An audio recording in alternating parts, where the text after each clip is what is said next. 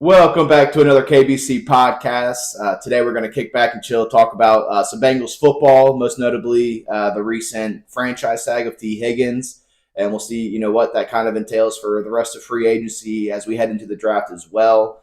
But of course, got to talk about also the new EA College Football 25 game that'll be getting released this summer 2024. It's been officially announced. They also were able to provide some more details and what to expect. So that's definitely going to be exciting. But before I go into that, I just wanted to introduce, again, my name's Boda. Appreciate you all for tuning in.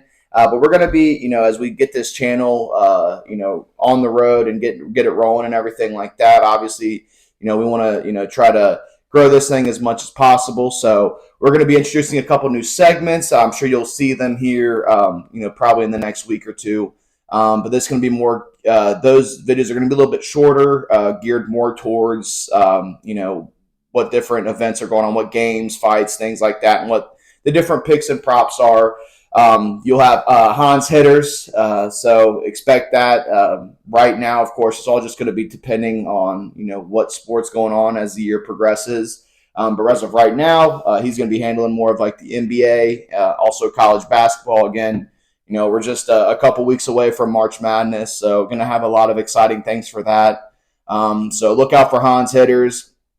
If you saw our last video, you were able to see the picks that he made. He was spot on a lot of them. So he had himself a nice little day. He's actually on. He actually is on a nice little streak right now as we speak. Over the last few days. So man knows basketball. So definitely tune in. See what he's thinking. Definitely wouldn't lead you astray. And then I'm going to bring you Boda's Banks, where I'm pretty much talking about money lines. Essentially, who I'm banking on to win. Right now with it being UFC and PFL, just a lot, MMA goes on year round, which I love. So that's definitely going to be something that I'll be talking about as of right now. But just be on the lookout for those. And without further ado, again, please, welcome back. If you could please like, comment, subscribe. Let me know what you like. Let me know about your opinions. I don't want this to be an echo chamber. So please, give me all your feedback. What you think the Bengals are going to do. Whether you think, what's going to happen after the next year with Higgins. Think they're going to try to re-sign him, or do we end up trading him? Do the Bengals end up trading him? So, and then again, what are you most looking forward to with the college football game as we go into that? Please, comment down below. Also, we got our X page up and running, so follow that one. We're going to be, posting some more of like daily picks on there to kind of keep up with the day-to-day action going on. So, so without further ado, we'll get into this. So, couple days ago, I think 2-3 days ago, Higgins officially placed on a franchise tag from the Bengals. If anyone who knows anything about Bengals football, no, you can't be completely shocked about that. That's how Mike Brown rolls usually. They try to get everything they can out of that rookie contract. So it's like milking a cow essentially. So, but I say all that to say, Higgins, he will make just a little over $21 million for the year. That's a nice little payday. I don't know if he got that extension. I don't know if he's going to be making 21, mil a year, for, years to come, but I can't see it being that high, at least with the Bengals. Obviously, if he gets traded, he could definitely, might be able to make that money, but we'll see if that happens. I hope it doesn't happen. I want T to be part of the team. I'd love for him to win a Super Bowl here in Cincinnati. So, but the good thing is, they at least got that out of the way. I know it stinks, not necessarily what most fans want. I think most fans wanted an extension on it. It's crazy to be able to have, not just one, wide receiver one, but two, so at least you get that out of the way going into free agency. The Super Bowl window with the Bengals, it's one of those things. It just keeps opening and closing, opening and closing. Obviously, after this past season, not the season that we wanted, considering then we'd make it to the playoffs, but considering the fact that I think there was a stat that said T. Higgins, Joe Burrow, and Jamar Chase only played in 120 something snaps all of last year. And I mean, I can't see, T. Higgins and Jamar Chase, there's no way they played more than 5 games together all last year. So, a lot of positive stuff. Again, you got DJ Reader going down, who got injured, throughout the season. A lot of different injuries that were going on as well. So, and to still be able to, finish, what was it, like 9-8, still in the playoff picture, which is 2 games left of the season. Jake Browning proving that he can be a solid backup quarterback and earning himself a contract, a payday. So I think that we do have a lot to be exciting about, especially as a Bengals fan. I think people are kind of getting a little annoyed by, the Kansas City Chiefs. It is becoming like the Patriots, 10, 15 years ago. So we'll see if the Bengals can be, can be that Indianapolis Colts, New York Giants kind of thing. They can be the goat slayer, if you will. Granted, Patrick Mahomes still, he's not, in my opinion, he's not the goat over Tom Brady. Obviously, you got to let him play, but he very well could, find himself, taking away that top spot, but that's just a matter of if Joe Burrow can stay healthy for the years to come. I do believe Joe Burrow is top two quarterback in the league. Top two, not top three, not top five, top two. He just needs to stay healthy. So that's another big thing with this free agency. I say all that to say this, with getting the whole T. Higgins thing out of the way, at least you don't have to worry about it. You at least know you have him secured for the next season. But then it's going to see, you got Jonah Williams, who is now going to be a free agent. Got Cody Ford as well with the offensive line. Again, that's going to be something that, if the Bengals are going to want to win a Super Bowl, they got to be able to keep Joe Burrow healthy. He's their franchise quarterback. They've never had a prospect like Joe Burrow. And to say like they haven't tried to keep him healthy, I mean, that is false. They've definitely have tried, with the signings of Lael Collins and Orlando Brown Jr., and again, just picking up, different people here and there like Cody Ford. And then, of course, the signings with Ted Karras and Alex Kappa, more importantly, they're trying to keep them upright. But I do think that there's an issue with coaching when it comes to getting them ready for the season. Now, I completely understand not having them play all the 4, or 3 preseasons game, whatever it is now. But because you do have a long 17-game season, but it's so hard to keep putting yourself in a hole, the first 6, 7 games, through the first 6, 7 games where, you're barely at 500.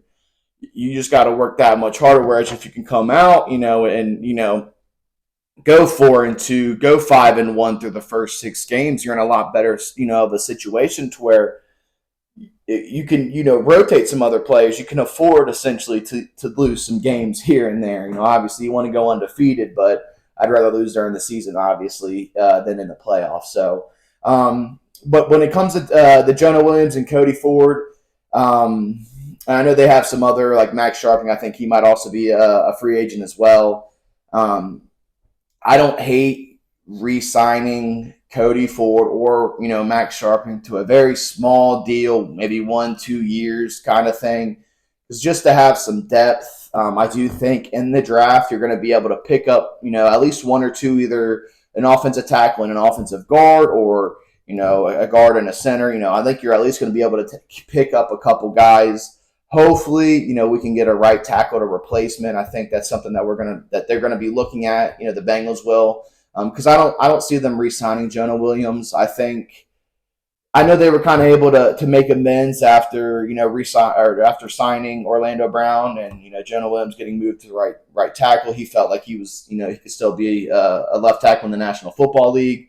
Not to say he can't, but I do think that it's more of a natural fit for him to be at right tackle, and it kind of showed as the season went on last year. He got more comfortable, and I mean I played offensive line my entire life. You got to be able to know to play all 5 positions: center, guard, tackle.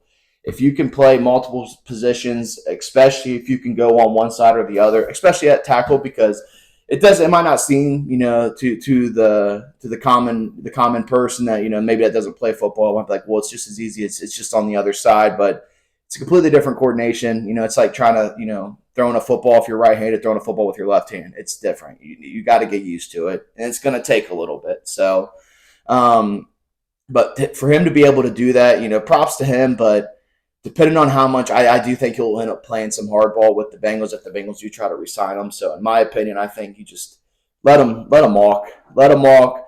You can see what the draft's looking like. I do think this is something, again, might as well just go and free agency and find a tackle that's proven, that at least has been in the league for, at least, a few years. I know I'll butcher the name, but the tackle out of who most recently played for the Raiders, Liminor, I believe is his last name again. If I'm butchering that, Jermaine Liminor.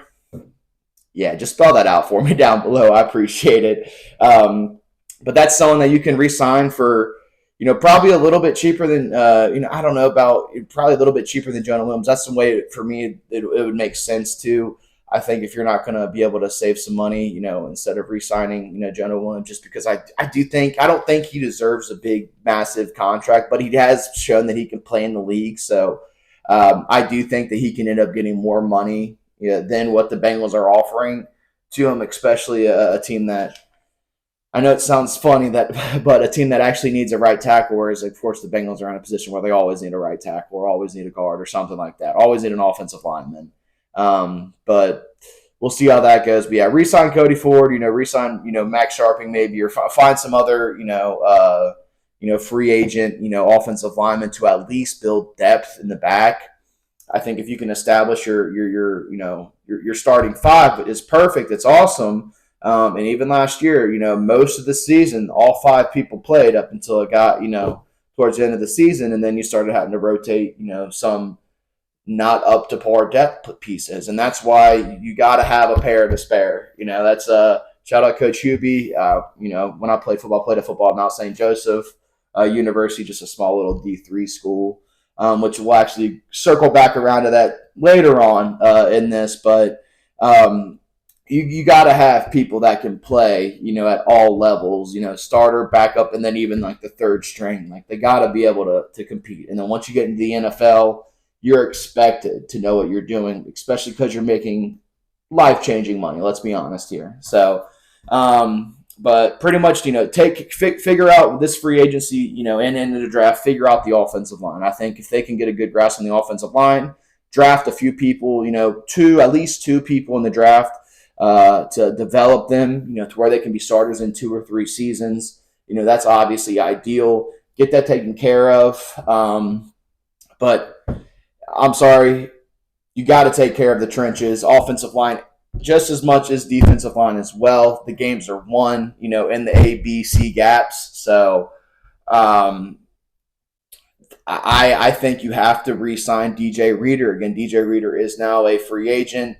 If you don't remember, just a few years ago, we made a huge signing, of DJ Reader when he was a free agent with the Texans. We were able to sign him, and he's been nothing but a game changer for us, especially when it comes to the run defense. When you have him in there, you have Sam Hubbard in there, who again, Sam, top 5 edge rush defender, in the league. Shout out Hubs, but Cincinnati boy. So, and Cincinnati Moeller, go Mo. So, but having DJ Reader in there is a game changer. Like you need him to stop the run, especially with how his presence was felt when he was on the field just as much as it was when he was off the field. You knew that there was something missing. So being able to have DJ Reader out there again, BJ Hill as well, which BJ Hill, he will be I believe he'll be a free agent next year. So we'll see what goes on with that. Obviously, we'd love to keep BJ Hill, but at the level that he's at, it's kind of something that you can find another, someone to replace BJ Hill a little bit easier than it would be to sign DJ Reader. And again, nothing against BJ Hill. Obviously, he had those the best interception last year. I want BJ Hill, on the team, for as long as possible, but only if the money's right. That's the biggest thing. Only if the money's right. Only if they keep performing at a high level. That's where it essentially comes down to where it makes sense. But to keep that, in mind, with BJ Hill being the defensive lineman, um, if they ended up kind of not sure what's going to happen with them, I mean, they could always Tim Settle out of he most recently played with the Bills. He's a free agent, I believe. Again, these are all kind of just contingent. These guys that I'm talking about very well could get signed in the next day or so, and they're no longer available. So this is always very much day to day, but Tim Settle is a guy who can come in and I think make an impact, at least a similar impact to what BJ Hill was doing. And again, you're not necessarily breaking the bank over it. Another guy that I was looking at too, kind of like a reunion, Andrew Billings. He played out of Baylor, drafted from drafted by the Bengals. He's most recently with the not the Lions, the Bears. My apologies. Most recently with the Bears. He was going to be a free agent, which, looking at it, he's been in the league since 2016. Obviously, he didn't necessarily pan out with the Bengals, during his rookie contract, but he was able to get a second chance and able to find his footing. So much to where the Bears re-signed him to, I think, like a 2-year contract. So he's no longer available, but that's something that if we miss out on DJ Reader, that's another guy that you could at least, maybe get in there to at least try to fill that void of not having DJ Reader. I think DJ Reader is an absolute must sign, in my personal opinion, regardless. And then again, I think in the draft, I think the second and third rounds in the draft are going to be big for, you can get your next defensive tackle of the future, essentially, along with, maybe some edge people, maybe some, even like a tight end.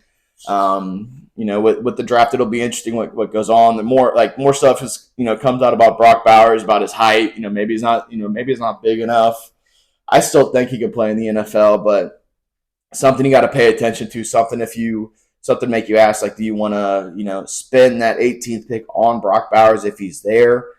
I know just a week and a half ago or whatever, I was all about Brock Bowers, and I still am. Like, I know we need a tight end, and if we can, draft a tight end and still have like Tanner Hudson and maybe Drew Sample, as the backups to just kind of mentor him and also be able to come in and play to give him rest, so he's not just getting abused during his first couple seasons in the league. It's going to be tough. There's opportunity. You got Joe Alt, who's a Notre Dame, offensive tackle. So we'll see what happens with that. Again, it's really going to come down to what they do with the free agency. That's going to, I think if they do end up re-signing an offensive tackle in free agency, I think that does open them up to trying to, essentially select best player available. Who do you pick between Brock Bowers or Joe Alt? Honestly, it's kind of like a Penei Sewell, Jamar Chase. Obviously, maybe not as, Jamar Chase is a generational talent. Not to say that Brock Bowers won't be. I do think Brock Bowers can be a really solid tight end. Maybe even have like a similar year that, Sam Laporta had last year. But I don't think you can really go wrong if those are your options, Joe Alt or, Brock Bowers. I think you pick what you think is best. If they end up, signing someone in free agent like Jermaine Elamar, obviously there's not as big of a need, but you still need development players. You need depth pieces. These aren't, these current starting, 33, offense, defense, special teams. This isn't forever. This is going to be, it's a year to year thing. Only a few positions do you actually know, like, who's going to be, the starter, in the coming, 3-4 years. That's only a very few positions. In the quarterback, offensive line, maybe, but definitely quarterback is what you want. Receivers as well, but not every position it's like that with. Moving on with some of the free agents that are out again. Akeem Davis Gaither. I'm butchering these names. I apologize. Akeem Davis Gaither and Marcus Bailey. They both were actually both come from the same draft class. They add a lot of really good depth. Even also Joe Bacci as well. I know he's a free agent as well. Me personally, I like Davis Gaither and Bailey. They not only do they provide depth for the linebackers. Again, you have Logan Wilson and Jermaine Pratt, which they just got them locked up a year ago. So they're good. They're the foundation of the defense. They're there. but you still need to be able to give them rest. That's the biggest thing. Is I know I kind of talked about it earlier, but you got to have a solid second and third string, someone that can still go in and play and you not miss a beat as a team. So both of them can provide that. I do think they can re-sign them for really affordable deals. It'll be interesting to kind of see, what they signed for. But I think that, I think with them being with the Bengals since I think it was like 18, I think is when they were drafted, 29, somewhere around there. They've been with the team for, obviously, 4 or 5 years. So they already know that they already know the culture, they already know the playbook, they already have relationships with all the coaches. If you can get them on a minimal deal, re-sign them. Even just for a couple years, 1 or 2 years. At least again, the Super Bowl window stays open for so long, and right now the clock's ticking on the Bengals. And as a Bengal fan, we got to make it happen. So that's why it's there's some big things that can be happening. They have a lot of great opportunities that are coming in here. So. Another, Tanner Hudson, another guy that they can re-sign. I do think it's smart to re-sign Tanner Hudson, at least Tanner Hudson. If you're going to be going, if Brock Bowers is the guy, you don't have to re-sign, 2 or 3 of your tight ends. Irv Smith Jr., he's also going to be a free agent, but he actually ended up just, going up to the CFL, the Canadian Football League. Obviously, he didn't pan out, so it's tough. I wanted to see him do well considering the whole LSU faction thing, getting a few guys from LSU, but I think it's smart. Yeah, just you let Irv Smith walk. Mitchell Wilcox, still a guy, he can still kind of play. He can serve at a special team / goal line package, some type of and some type of proximity, I guess. Couldn't think of the word there. But he can still help in some way. But if you're going to be drafting, Brock Bowers, really, if you have Tanner Hudson and Drew Sample, you re-sign them. Again, 2 team-friendly deals. I don't think tight end is a position to where we need to break the bank on, especially if Brock Bowers is going to be there to draft and you want to go with him because then you have him on a rookie contract. Now, if they ended up wanting to draft, say, if Joe Alt or J.C. Latham or Marius Mims, if one of them's there, and then obviously them doing their scouting, that's why they get paid a bunch of money for it. I don't have the time to scout all these players. That's why you got to look into like the different scouts, especially internally, but also with the media as well. So we'll see how all that goes. I'm not sure, but it's exciting. I'm excited for it. I know the combine's going on right now, but I think as the free agency goes on, once end of April comes around and they're getting ready to call that name, I think we're all going to have a lot better of an idea of what they're going to do. Whether they want to, stick with the offensive line or if they want to, go after the Brock Bowers if he's available or some another position that's out there. I do think if they end up passing on Brock Bowers, they have Jatavion, I think his last name Sanders, out of Texas. That could be a tight end. He's definitely a bigger body. So there's other people in the draft. So it'll be exciting to see what they end up doing with it. But again, please, chime in. Let me know what you guys think. What do you think the Bengals will do this free agency? What do you think they're going to focus on? Do you think they focus more on, rebuilding the offensive line, during the free agency? And then, do they just do a complete overhaul and, sign offensive linemen in free agency and draft a couple? I like the idea of at least got to draft a couple for development purposes and, again, depth purposes. I do expect him to pick up at least draft at least one offensive lineman in the draft. But yeah, let me know what you guys think.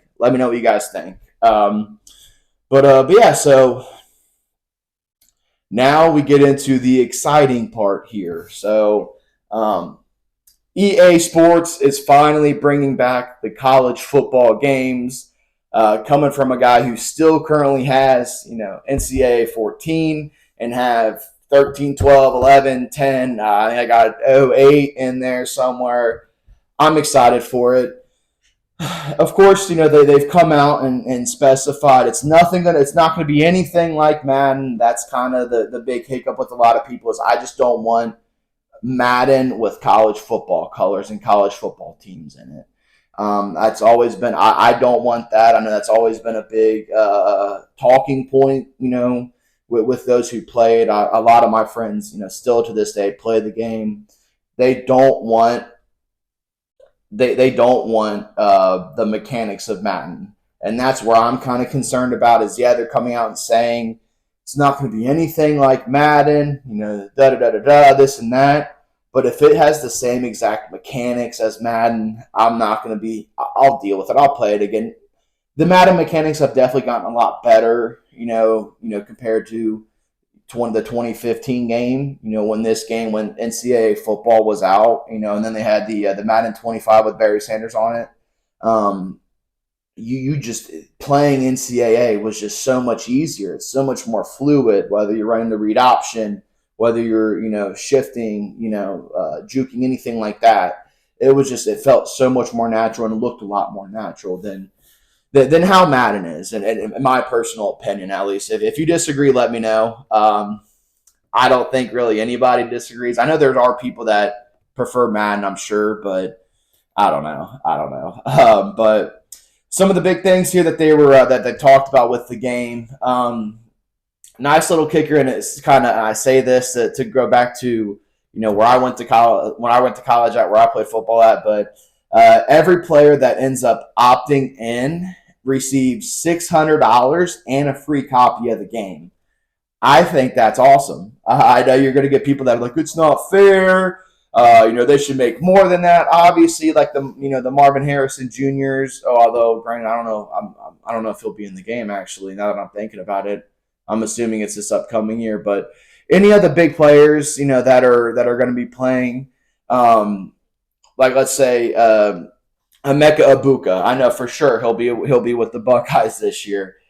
He does have an option. Like they can make more than that $600. Obviously, the bigger name players that are out there that have all the NIL deals, like the Arch Mannings, they're going to obviously make more. They're not going to be missing out on anything. But imagine if you're like on a smaller school, like you're a second string team, or you're a second string, third string player. Being able to get that $600, it's awesome because if they're on a scholarship, first off, they're not paying room and board. They get stipends every month for food. So looking back, I get you got to get your money off of your on your name and your image and your likeness, absolutely. But the uproar that has happened since is actually really funny to me. Being a D3 football player, I didn't get any of this. I had to pay rent. I had to go work full time while going to school full time while playing football full time. It's hard for me to have some empathy, to be honest, with them. It's hard for me to have sympathy for them, but I get what they mean. I get it, but come on now. It's not the end of the world. It's not the end of the world by any means. There are plenty of people that wish they could be in that situation, myself included. So cut out all that nonsense about it not being fair. Like, I would love that. I would take, well, obviously now, but I would take just a copy of the game, to be honest with you. So one thing that's going to be really cool about it, it's actually kind of funny. They're going to create a player. You're going to be able to create players, but the big thing with that is if you're a player that opted out, you're not going to be able to create yourself in there, which I don't know. I really don't know why. I'm sure there's going to be some people that opt out for various reasons. So, and I'd be interested to see, what that reason would be. If you guys, have any idea of why someone would opt out for whatever reason, let me know. Because to me, it just seems like, why not? Especially because you're probably going to put yourself in the game regardless. So might as well just take the free copy and essentially let them pay you for you to be put into the game. We'll see how that goes. Another big thing that is that's kind of crazy. The coaches aren't going to be represented in the game neither. So I don't know if they just wanted to put more focus on the players. maybe it could allow for I guess more money for the game mechanics, if you will. They're not paying the coaches for it, so we'll put it into the mechanics. No, I doubt it, but I'm sure there's a bigger reason why the coaches aren't going to be represented, but that's going to be something that's in it. The transfer portal and NIL is going to be also confirmed in the game officially, to where you can control that. Essentially, that's I think going to be the biggest growing pain, at least for me. Having to worry about not just recruiting players to come to the team, but also recruiting players to stay on the team. That's going to be tough, especially with when you do the road to glory, which I'm pretty confident. I'm pretty confident road to glory has to be in it. If it's not in, that's going to be upsetting. But like if you have road to glory, I just forget what I was getting ready to say there about shoot. Must not have been important. Must not have been important. But well, yeah, if they don't have road to glory in the game, then that's going to be ridiculous. But if you're in the dynasty, it would be fun. So sorry, I'm talking all over. You're getting distracted by my dog over there. Sorry about that. But road to glory would be cool with the transfer portal, because if you aren't getting your playing time, I know what it was like when you had to sit back for that first year, 2 years. Depending on the situation where you end up going. If you went to like Florida or Ohio State or Oregon, you might be sitting for a couple years. You literally, the games drag on. You're in on the field goals. You're in on like kickoff. You're in when you're up 45-10. You're in the game, so it's not really that fun. So being able to opt essentially to transfer out to another place where you can get more playing time, that's exciting. But on the other side of that, when it comes to the franchise, like your dynasty mode, having to worry about recruiting kids in and keeping them there, it's going to be interesting to see how that plays out. It is realistic. Obviously, that's what goes on now. But I think that's going to be, for me at least, the biggest hurdle with it. They're trying to keep a lot of the same 2014 stuff that was in the game once before. So they're going to have the conference realignment as well. But that being said, they'll also have the playoff realignment, where you can even like customize the playoff. So you can change the conferences. You can put how many teams you want in the playoff. If you want to go back to the 4 team, you can do that. If you want to make it 16 teams, I'm assuming that's probably going to be like that. At least to get something more similar to the FCS teams, which they did report FCS schools are likely not to be in the game at launch, at least. I'd be hard-pressed to think that they're not going to put them in at some point, whether it's download content or something like that, or maybe pay something to get them in. They did say that they want us to be as minimal as possible. They don't want you to pay to play.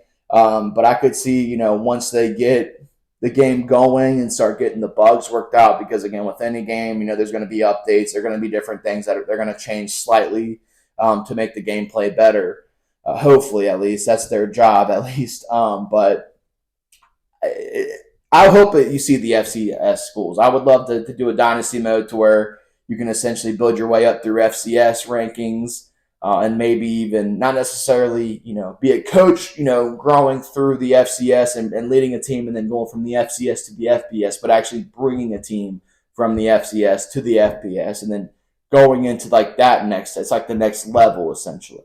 I think that would be very interesting to see. I do hope the FCS schools, they end up adding them at some point, which again, I'd be hard pressed to think that they don't do that. Another awesome part that they announced is that academy players normally, obviously they don't have any NIL deals. They can't do that. But they're at least going to be able to be in the game, which is awesome because I think they deserve, if anybody deserves, $600 and a free copy of the game, it's the people that are, at the West Point, with Army, Navy, Air Force, wherever they're at. They're actually sacrificing them. Like they're going to school, they're getting their education. It's a great education at that, but then they potentially, especially with how this world is right now, I don't know, it's an election year. So, but just even having that, just not knowing, like, hey, we might have to, if something happens, we're not playing football, we got to go in and we're going into, we're going to serve, we're going to war. So they definitely deserve, that and then some, when it comes to the game. And that's another thing. Again, I know they get scholarships, academy players do, they get scholarships and whatnot, but when you hear some of these other Division 1, players just kind of, crying and complaining about like things just being not fair, it's you got to be able to get paid for your likeness. Like, you got to be able to get paid for who you are and what you do. Especially, it's not fair for these multi-million dollar colleges and universities to be able to put your face on their wall, in their commercials, things like that, and the university is the only one that is reaping the benefits of it. That's not fair. But at the same time, not everyone's going to garnish that attention. Not everyone's going to have that popularity. Not everyone's going to have the accolades of the Marvin Harrison Juniors out there, and that are going to be able to earn that money and make more money than that. So I think for most of the Division 1 players, I do think they're probably pretty grateful. I think if they look at it, I'm sure they realize. At least I'd hope they realize how blessed they are with, the free education, free room, free food, all that stuff. They get a monthly stipend for the most part. Obviously, not every college is the same. Not every university is the same. Not every program is the same. But you get a lot of free stuff with that. So I don't think we should feel too bad for these college football players for only making $600 for it. But that's the college football game. Again, it's official. It'll be out sometime this summer. I would think probably like July. I would assume June or July. I would hope they wouldn't want to wait till the end of summer. They would always usually release it, right as summer started. So it's probably going to be similar to what the usual timeline is for most of the sports games. But yeah, a lot of exciting stuff. Hopefully, I hope this was enough to give you guys some things to think about. Again, please let me know what you think about the Bengals free agency. What do you think about the T. Higgins franchise tag? What are we going to do with him? Are we going to keep him? Are we going to try to re-sign him, later on in the season? Are we going to trade him? Or are we just going to let him walk? Again, that's usually the Bengals' MO with that. So we'll see. What do you guys think of that? Who do you guys think they're going to focus on for the first pick of the draft? Again, talk with Brock Bowers. Again, a stud of a tight end. He's a great tight end, but there's more information coming out about him. His size not necessarily being ideal. He's listed at like 6'2". I always thought he was like 6'3", almost 6'4", me personally. But I guess there's rumors that he might not even be 6'2". Again, I don't want to look too much into that because if you can play, you can play. If you're a ball player, you can play ball. It really doesn't matter how big you are. To an extent, obviously. If you're me, there's a reason why I played Division 3 football as an offensive lineman. I'm 6 foot tall. Nobody wants a 6 foot tall offensive lineman, especially, for sure not in college football and the highest level D1 where you're going against 6'4" D linemen that are 320 pounds. Especially, going into the NFL where the level of competition is just that much higher. It does come to an extent, especially on the position, but for the most part, if you can play at a high level in college, I think Ivan Pace is the best way of looking at that. Former UC guy, went undrafted. So mad the Bengals didn't try to at least pick him up last year to at least the practice squad. But the man went from undrafted to being, on the all-rookie team. I'm pretty sure he was all rookie. He had to have been. But he led the league, I'm pretty sure, in tackles. Undrafted starting linebacker now for the Minnesota Vikings. So if you can play at that level, regardless of your size, you got to get a chance. So again, Brock Bowers, I say that too. If he's there, I don't think the Bengals can really lose with that. So, but yeah, let me know what you guys think about that. Also, what are you looking forward to most of the college football game? What is it you're kind of dreading? Is there anything you're nervous about? Please let me know. Again, comment below. Let me know. But I appreciate you guys again for joining me. It was a pleasure to talk with you guys, kind of, kick back and, just see what's going on out there in the sports world with football. Again, look out for Hans hitters and Bodas Banks. They'll be coming out here, in the coming week or so. But until next time, appreciate you guys tuning in. We'll talk to you then.